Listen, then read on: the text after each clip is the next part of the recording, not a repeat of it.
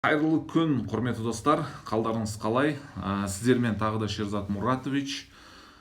Так, бүгін де сол тема, бүгін де сол тақырып, именно сетевой бизнес туралы сөйлесеміз. Потому что қазір таңда маған өте көп адамдардың сұрақтары келіп жатыр. Күнделікте маған сұрақтар, күнделікті адамдардан ұсыныстар келіп жатыр. Сондықтан осы ұсыныстарды, осы сұрақтарды былайша айтқанда жауап беру үшін маған тек қана осы прямой эфир көмек береді. Себебі мен әрқайсы адамға мысалы жеке жауап беруге менде кішкене уақыт болмай жатыр. И осыны мен прямой эфирде күнде мысалы осы сұрақтарға жауап беріп жатырмын. Яғни мен прямой эфирге біреулер айтады, сағат нешеде шығасың? Кей кезде мен сағатын айтам. Кей кезде сағатын айта алмаймын. Потому что менің өзімнің ойыма қандай да бір пікір келсе, қандай да бір ой келген кезде, қандай да бір контент келген кезде, мен сразу прямой эфирге шығарам да и соны айта салам, болды. Менің определенный жаңағыдай күнделікте пәленше уақытта прямой эфирге шығам деген менде жаңағыдай уақыт жоқ. Сондықтан кез келген уақытта мен прямой эфирге шығып қалуым мүмкін. Сондықтан егер де сіздерге ары қарай осы темалар, осы тақырыптар қызық болатын болса, қарап отырыңыздар и прямой эфирден и еще 24 сағат бойы сіздер көрулеріңізге мүмкіншіліктеріңіз бар. Так, енді маған қазіргі адамдардың сұрақтары қалай болып жатыр? Маған спонсорларым, яғни наставниктерім айтып жатыр, сетевой бизнесті через онлайн қазір құрма, қазір офлайн істей бер, қазір сол список знакомықпен жасай бер. Көресің өзі уақыт келген кезде онлайнмен істей саласың деп маған спонсорлар айтып жатыр деп маған әртүрлі компаниядан адамдар жазып жатыр. Енді қараңыздар, именно менің оларға айтарым, сіздерге айтарым, құрметті достар. Сіздер, егер де сіздің наставниктарыңыз сол айтып жатқан болса, жаңағыдай бизнесті уақытында келгенде істейсің, онлайн уақыт келгенде істейсің, қазір офлайнмен істей бер, список знакомых, встречамен істей бер деген адамдар, спонсорларыңыз сол айтып жатқан болса, мен сіздерге айтайын. Любой нәрсені уақытында, қызып тұрған уақытына басу керек. Мысалы, утюгті алатын болсақ, жай ғана утюг, сол утюгті өзіңіз ойлаңызшы, қызып тұрған кезде басатын болсақ, киімге ол киім тегістеп бере алады. Егер ол суып қалған кезде, жылып қалған кезде басатын болса, ол никогда киім тегістемейді. Дұрыс қой, Вот именно сізде сетевой бизнес қазіргі таңда онлайн бизнесті істеу керек болып тұрма, значит бүгін бастаңыз ол нәрсені. Оны ертеңге, ары күнге, 1 жыл, 2 жыл, 5 жылдан кейінге откладывать ететін болсаңыз, ойлаңыздар, чтобы ертең 5 жылдан кейін бүгінгі Instagram жұмыс жасамауы мүмкін, бүгінгі Facebook жұмыс жасамауы мүмкін. Білмейсіз сіз, ертең 3 жыл, 5 жылдан кейін қандай платформа шығады, қандай соцсет шығады. Ол соцсетке сіз қазіргі мына жаңалықты үйренбеген адам, ол кездегі соцсетке сіз үйренесіз ба? Сол кезде сол технологияны қолдайсыз ба? Жоқ па, қолданасыз ба, әлде жоқ па деген сұрақ туындайды. Сондықтан бүгін біз сетевой бизнесті через онлайн жасауымыз үшін мүмкіншілік туып тұр ма? Значит, сізге үйрететін, әрекет көмек беретін адамдар бар ма? Все, солармен жұмыс жасау керек. Біз спонсорлардың сөздерін қолдаймыз. Всегда спонсорға менің былайша айтқанда құрметім үлкен. Мен оларды уважать етем, құрметтеймін, керемет. Бірақ та қазіргі таңда спонсорлардың бүгінгі айтып жатқан системасы, список, звонок, встреча данный момент жұмыс жасап жатыр ма?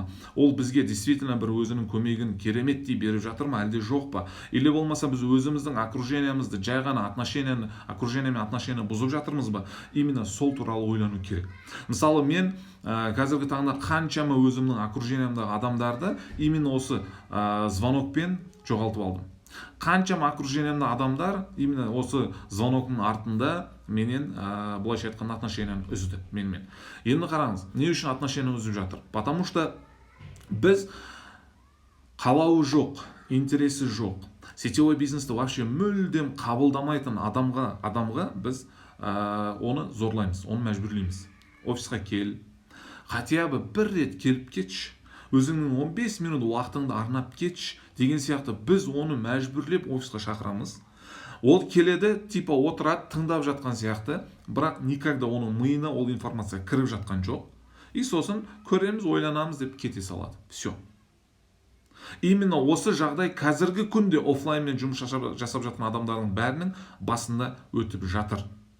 Енді бұл неге алып келеді? Бұл нәрсе именно сіздің командаңыздағы адамдардың басқа да бір компанияға өтіп кетуіне, или болмаса басқа да бір лидерларға өтіп кетуіне алып келеді. Ол үшін не істеу керек? Ал ары қарай не істейміз? Осылай жағдай болып жатыр қазіргі таңда. Не істейміз? Қалай біз команданы ұстаймыз? Қалайша біз команданы действительно бір стабильностьқа үйрете аламыз? Именно осы туралы мен бүгін сіздермен сөйлесетін боламын. Яғни осы туралы маған сұрақтар болғандықтан мен осы сұрақтарға мен жауап беремін. Енді қараңыздар, адамдарды біз команданы қалай ұстаймыз? Не үшін компанияға секіріп жатыр? Ойламаңыздар, что компаниядан компанияға секіріп жатқан адам ол компанияға барып успехқа жетеді деп. Потому что ол мүмкін емес. Себебі любой компанияда, кез келген компанияда, кез келген адам сәттілікке жетуі мүмкін. Кез келген адам. Ол не важно, БАДы сататын компания ма, косметика сататын компания ма, әртүрлі жаңағыдай тряпка сататын, кэшбэк не қылатын, путешествие беретін, әлде болмаса жаңа криптовалютамен шұғылданатын компания ма, разница жоқ. Любой компанияда адам жетістікке жете алады. Тек қана ол адамның өзіне байланысты. Бүгін сіздің командаңыз басқа бір компанияға өтті ма, ол жерде именно бірінші орында сіздің қателігіңіз бар, екінші орында ол өтіп кеткен адамның қателігі бар. Не үшін сіздің қателігіңіз бар, оны мен сізге түсіндірейін. Потому что сіз адамды осы өзіңіздің структураңызда ұстап қалатындай сізде не жоқ? Опыт жоқ. Сізде не жоқ? Сізде отношение жоқ. Ол адамның ішкі дүниесін сіз әлі ұғып білмей жатсыз. Мысалы біз қазір онлайнмен жұмыс жасап жатқан кезде, мысалы адаммен біз онлайн кездескен кезде, біз ол адаммен сразу бірден отношение құруға түсеміз. И ол адамға сразу айтамыз: сен өзіңді бос қой, спокойно. Мен саған қазір керекті бір 2-3 сұрақ беремін. Сол сұрақтарға жауап беріп көр. Егер де саған ары қарай біздің әңгімеміз ұнап жатса, біз жалғастырамыз. Егер де ұнамай жатса, все, мен сені никогда мәжбүрлемеймін. Потому что сен өз қалауыңмен келдің менің встречама. Яғни сен өзің менімен сөйлескің келіп, консультация алғың келіп, маған өзің жаздың. Содан кейін мен ары қарай сенімен ары қарай жұмысты жалғастыра аламын ба или жоқ па, мен соны білуім керек. Сөйтіп біз отношениеге түскен кезде ол адамды, мысалы, бүгін мен 3,5 жыл, 4 жыл бизнесте жүрген болсам, может, менімен встречаға келген адамның менен опыты аз шығар бизнеста, или мүлдем опыты жоқ шығар. Мен сонда мысалы 3,5 жыл, 4 жылдық өзімнің білімімді бірден оған төгіп шашуға асықпауым керек. Мен олай асықпаймын. Не үшін десеңіз, ол ойлауы мүмкін, он что-то умный чересчур деп солай ойлауы мүмкін адам сразу, да? Ал егер мен оған действительно коучинговый сұрақтарды беретін болсам, ол адамның ішкі дүниесіндегі, вообще-то ол адам мына өмірде қазір осы күнде не өмірден қалап жүр, оған осы өмірде не керек, оған не жетіспей жатыр, қандай кемшілігі бар, соның бәрін егер оның ішінен өзінен шығаратын болсам, ол адам міндетті түрде менің командама қосылады. Пожалуйста. Не үшін? Өйткені мен айтып жатқан бизнес оған 100% қажет. Өйткені оның кемшіліктерін осы бизнес толтырып бере алады. Көрдіңіздер ғой, дәл осылай біз каждый адамға отношенияға түсіп, оның ішкі дүниесін ұғып, оның кемшілігін тауып, мысалы, оған не жетіспей жатқанын біз шынымен де сыртқа шығаратын болсақ, ол адам бізді қабылдайды.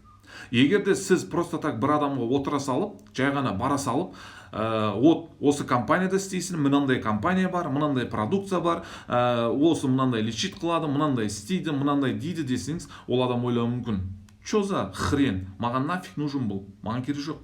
Менде Құдайға шүкір ақша бар, менде Құдайға шүкір бәрі нормальный, маған түк те қажет емес бұл. Деп ол адам сразу сізден, былайша айтқанда, негативный оймен жаңағыдай артқа бұрылуы мүмкін. Ал егер біз тек қана заинтересованный адамдармен ғана жұмыс жасайтын болсақ, бірінші орында біздің жұмысымыз 10 есе жеңілдейді.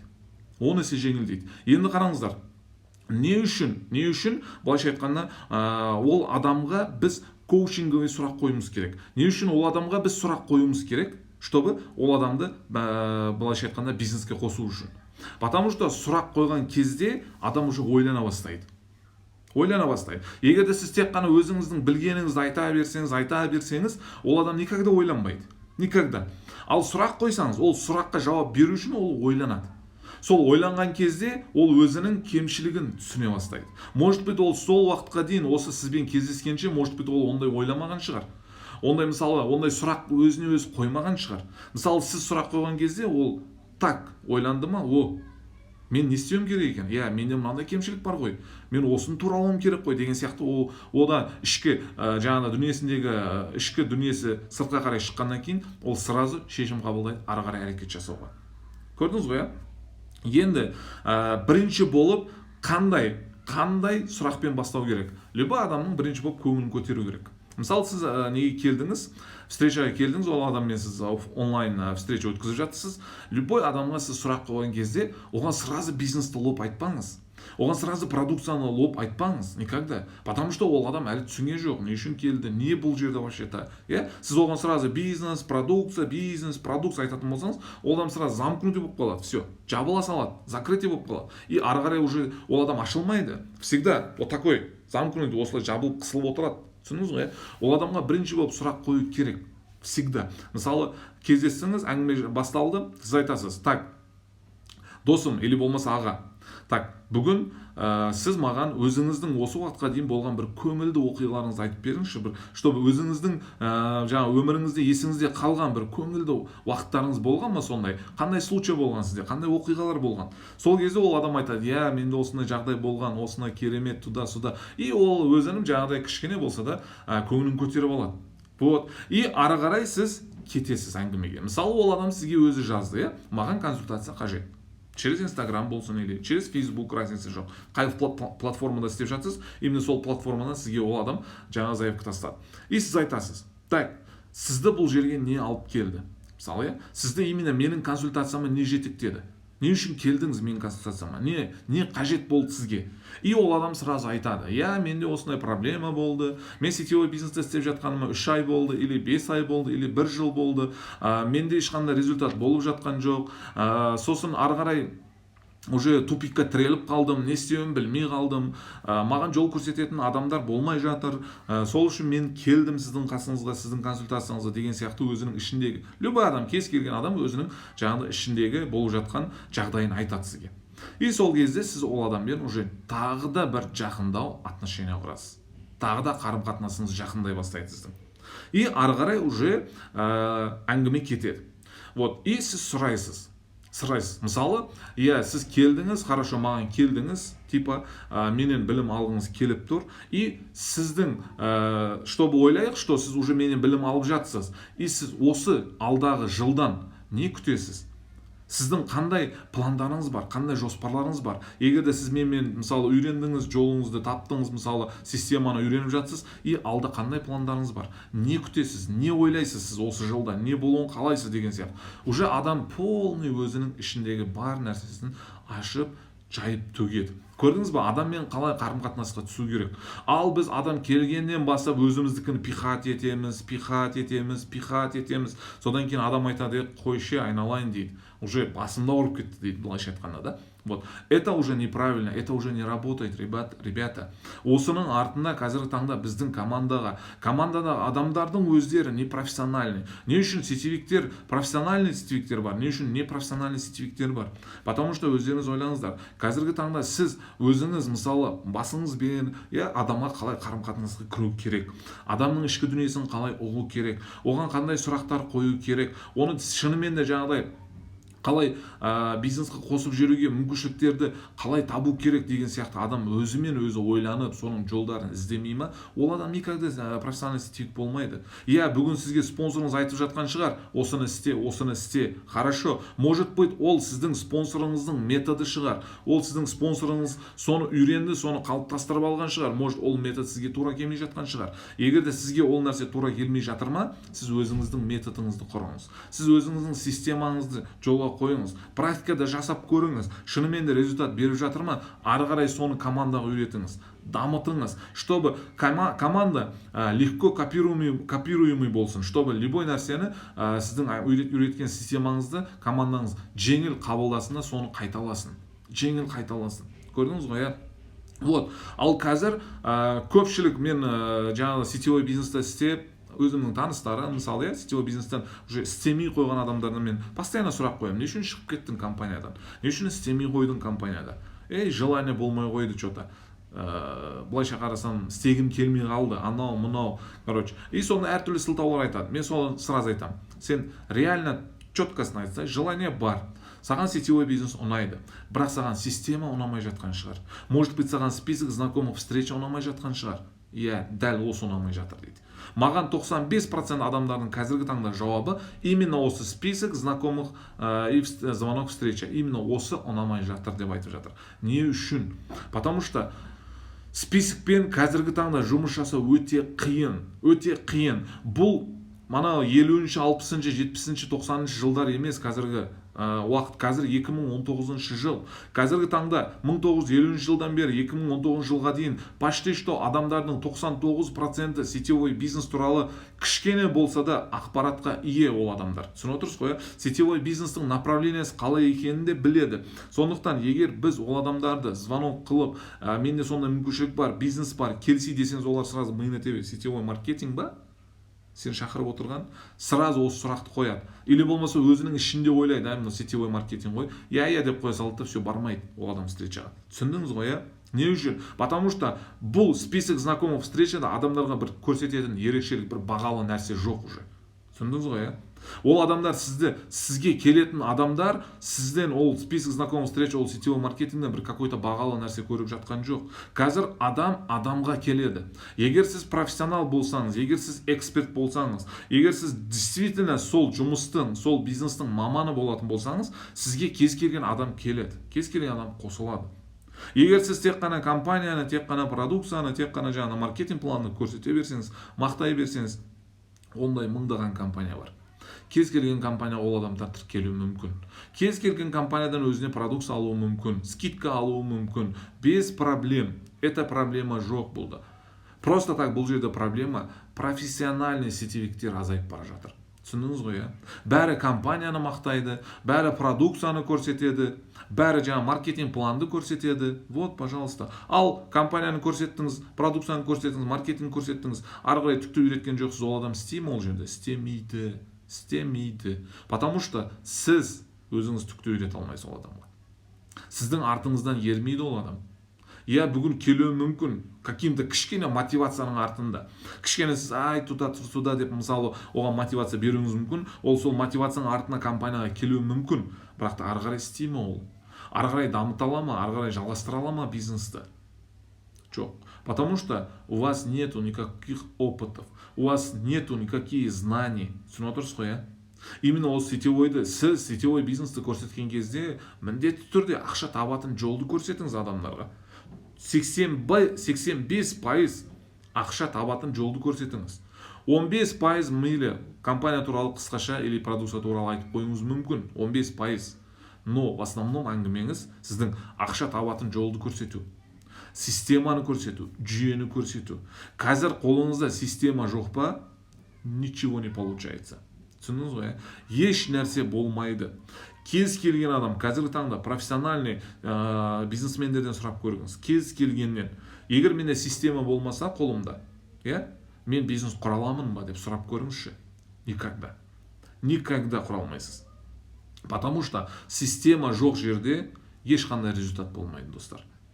Вот, менің бүгін қысқаша мен 2-3 сұрақты ғана айттым, именно коучинговый сұрақтарда. Сұрақтар өте көп. Адамны 50 деген, мыңдаған, 100 деген сұрақтармен адамды өзіңізге қалай келіп қалғанын сездірмей қоятындай сұрақтар бар. Адамдар өздері сізге қалай келіп қалды? Ой, мынаған мен қалай келіп қалдым вообще-то? Қалай келіп қалды мынандай мықты адамға деген сияқты өздері сондай ойлармен отыруы мүмкін ол адамдар. Түсініп отырсыз ғой, иә?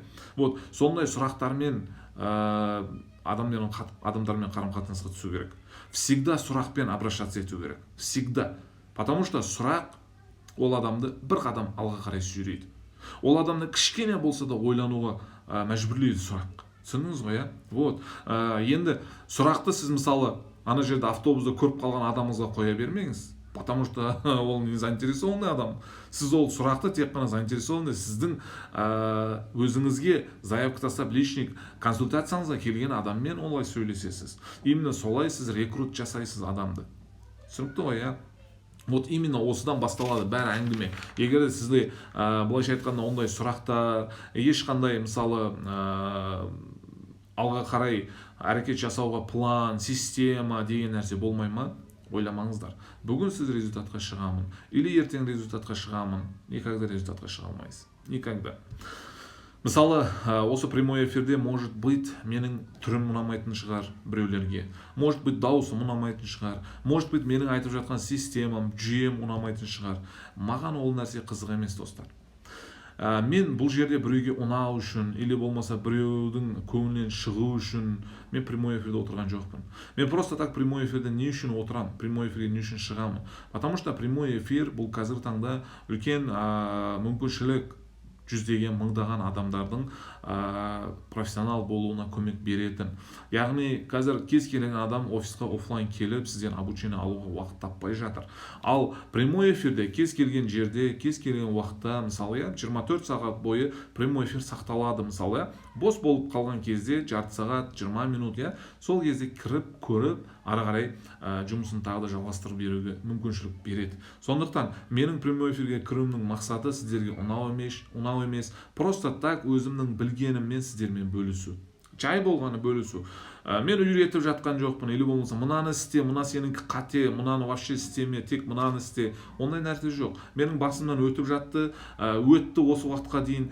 Соны мен просто так адамдар, осылай менің жағдайымда жүрген адамдар тағы да қателікке жол қоймасын, чтобы өздерінің жолдарын тапсын деген мақсатпен ғана мен осы прямой эфирді өткіземін, құрметті достар. Сондықтан әрқашанда адамдармен қарым-қатынасқа түскен кезде холодный контакт болсын, ол холодный адам болсын, горячий адам болсын, разница жоқ. Всегда сұрақпен обращаться етсеңіз. Всегда. Маған осы уақытқа дейін ешкім үйреткен жоқ.